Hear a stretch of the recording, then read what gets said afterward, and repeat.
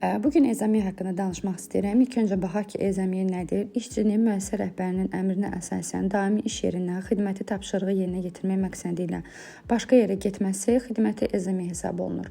Azərbaycan Respublikasının ərazisində ezamiyə xərclərinin bir günlük normasına baxaq. Bakı şəhərində 125 manat, Naxçıvan şəhərində 100 manat, Gəncə və Sumqayıt şəhərlərində 95 manat, digər şəhər və rayonlarda isə 90 manatdır.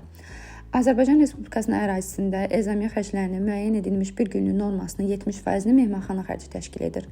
25%-ni gündəlik yemək xərcləri, 5%-ni şəhər daxili nəqliyyat, rabitə və digər xidmətlərlə bağlı xərclər təşkil edir.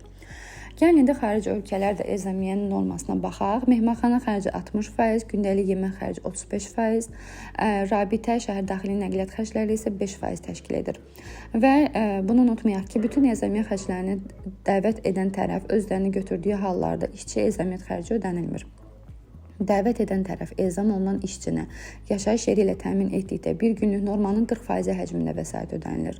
Dəvət edən tərəf ezam olunan işçini yeməklə təmin etdiyi halda bir günlük normanın 60% həcmində vəsait ödənilir.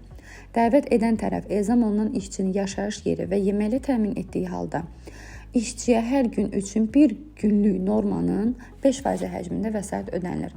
Gəlin indi misallarla buna baxaq. İşçi 3 günlük Mingəçevir şəhərinə ezam olunub.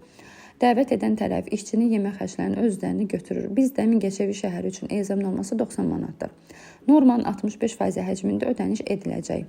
90-ı vuracaq 65%, eləcə 58 manat 50 qəpik.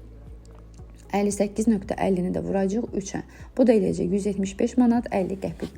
İndi gəlin xarici ölkədə baxaq. İşçi 4 günlük Almaniyaya ezam olunub. Dəvət edən tərəf işçinin yemək xərclərini özlərini götürür. Bu halda Almaniyada norma 250 avrodur. Bu normanın 65% həcmində ödəniş ediləcək. 250-ni vuracaq 65%-ə 162.50 avro eləyəcək. 162.50-ni də vuracaq 4-ə, bu da eləyəcək 650 avro.